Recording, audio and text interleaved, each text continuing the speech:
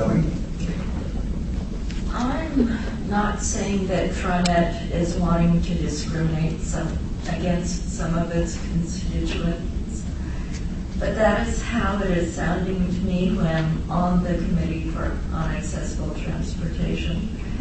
The people who are going to be affected the most are the people who can least afford it. What about our customers who are developmentally delayed, or the people who are not able to walk to fixed road bus stops anymore? Why does Trimet want to try to balance its books on the backs of the most disadvantaged and frail customers it has? The cost of running the lift service is the fuel paying the bus operators, the insurance, the reservationists, their dispatchers, the administration, and all of the people behind the scenes. Thank you very much.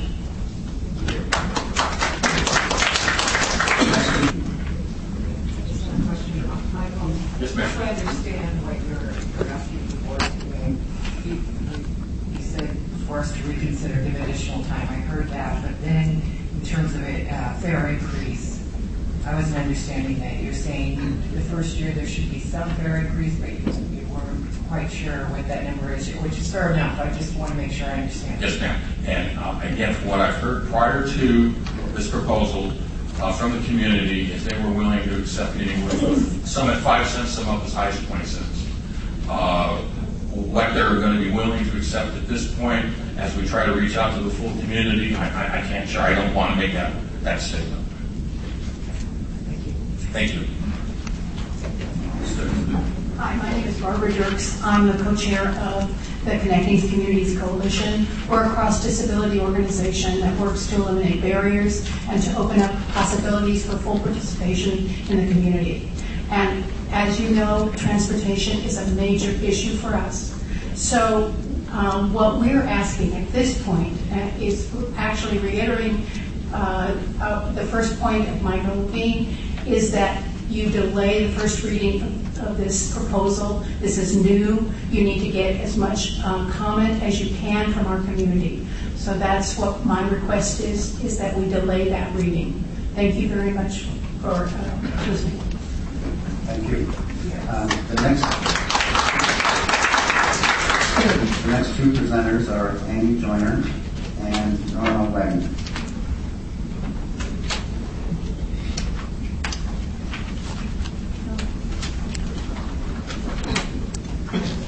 Good morning.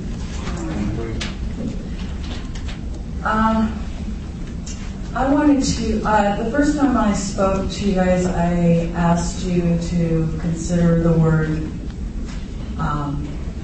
independence, and I still stand on that. But today what I wanted to do was to share an experience on Trimet Lift. Don't get me wrong, I love having the independence to be able to ride the lift, and it is a wonderful service. However, it is not a perfect service, and it has many flaws. That being said, yesterday I had a dragon boat practice. My ride home, my window was 7:40 to 8:10. A partner who also practices with me on my team, his window was 8:22 to whatever the half hour is after that. The ride arrived at the top of my window. However, he had been transferred to my ride.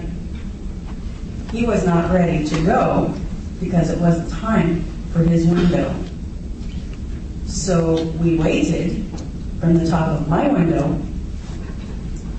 until the top of his window when he was ready to go. Meanwhile, the driver was sitting around being paid for doing nothing.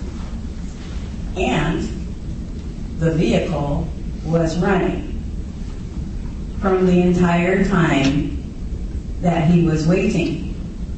So if you're talking about cutting costs, number one, you're paying for a driver to be sitting around doing nothing, and you're also paying for a vehicle to be running and emptying its tank.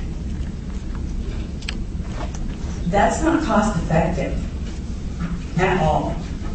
So what I suggest is, instead of thinking about raising the fares of Lyft, that you consider the different management and practices that are going on within Lyft and make some concessions and make changes for what is taking place and put other things in those places to make it run more effectively. Thank you. Thank you. I'm Nora Wagner. I was asked to just come tell what I think about Trimet. I think it's wonderful. I'm 90 years old, and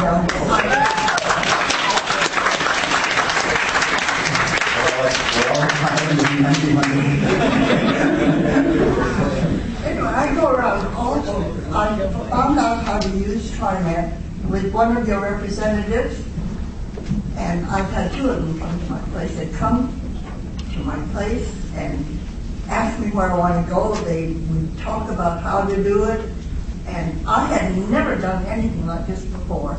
And I go with them and have a fantastic time. I figure out how to do it, and then they call me and ask if everything's okay. And I don't really need somebody, I don't think anymore, but they still will go with me if I call them, because I'm not quite sure. I have learned so much about Trimet. I think it is wonderful, and maybe this is the wrong time that I We need a little love, Truly, I have had such good experiences.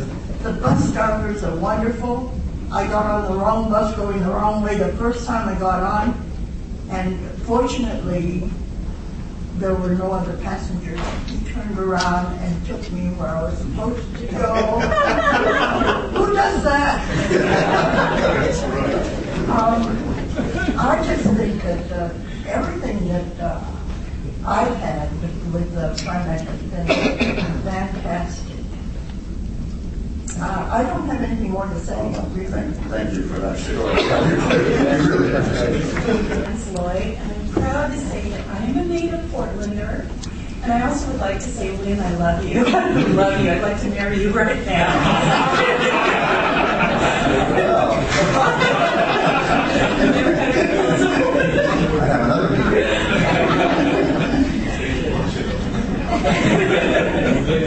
I have another I'm probably blushing.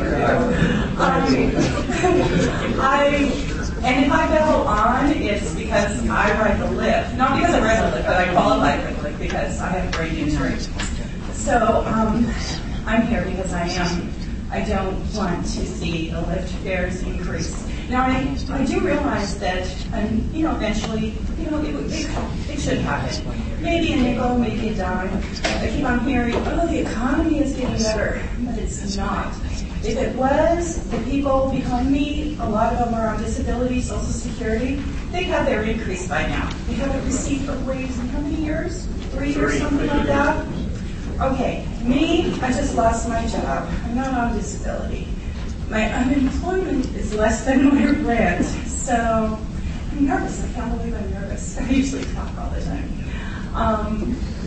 So I can understand needing a lift increase, but not right now. Maybe revisit it in a year if the economy does pick up, but I don't see that it's happening. I still have friends that are on unemployment after 2-3 years, and they're still looking daily. They can't find anything. And I would question Neil, too. And I don't think the general public realizes this, but the Trimet Lift program, they are not Trimet drivers. They are not employed by Trimet. You all probably know that, I'm sure. They are contracted through through First Transit. First Transit is not even, it's not an Oregon company, it's not even a U.S. company. It's based in Scotland. So why are we asking for more money? Why are we having to supplement the income of a foreigner? And so that's one thing. Also, my question is, why don't you bring the drivers in-house? It would save money. It would, I've heard the reason that the drivers are not in-house is because Trimet does not want to accept the liability. And I and at first when I heard that, I thought, it's kind of lame. But I was in a situation a little over a year ago where I had a heart issue on a Trimet lift bus. When I tried to contact Trimet about it, I was pushed around. I mean, I don't know. I've talked to so many people. Trimet refused to, step up to the plate. They kept on saying, well, it's not really our position. It should be somebody, it was First Transit. And I said, you know what, I don't care whose fault it is. I want somebody to take care of it. So I think if everybody was, working under the same organization, that would save money too. That's it. Thank you. Thank you. Thank you very much. I am I don't represent any organization except the customers, and I can tell you I've seen in all the bureaucracies that I've worked for and seen, I can tell you that after all is said and done, more is said than done. And I can really say it having a PhD from Murphy's Law School.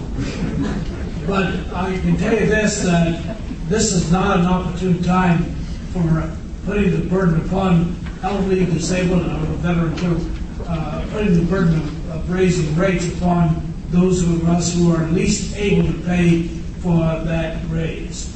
And I talked with one of your board members this morning and partially confirmed what I thought. There are some companies that don't pay the payroll tax, and one of those is some types of insurance companies, but I think we probably all know of companies that don't pay any taxes at all to anything at any time.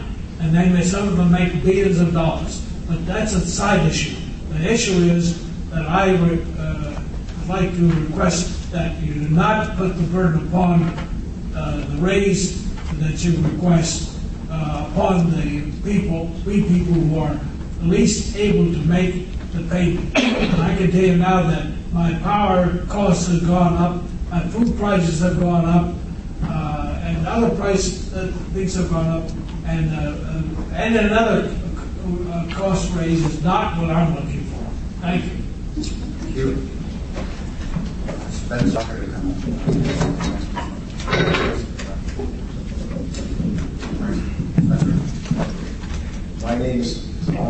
My name is Spencer Rubin. I'm a 13-year rider with Trimet Lift. Trimet Lift is a wonderful service in theory. 13 years ago, Trimet Lift started, and it offered two main things. It offered affordability and great customer service. Those two facts now are being eroded greatly.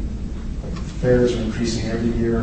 They're too expensive, and the drivers are eliminating customer service. They're afraid of liability lawsuits, so they do as little as possible.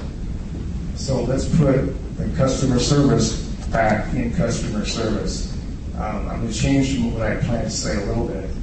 The thing is, because the proposal has been changed, I don't think it's legal to have this be the first reading.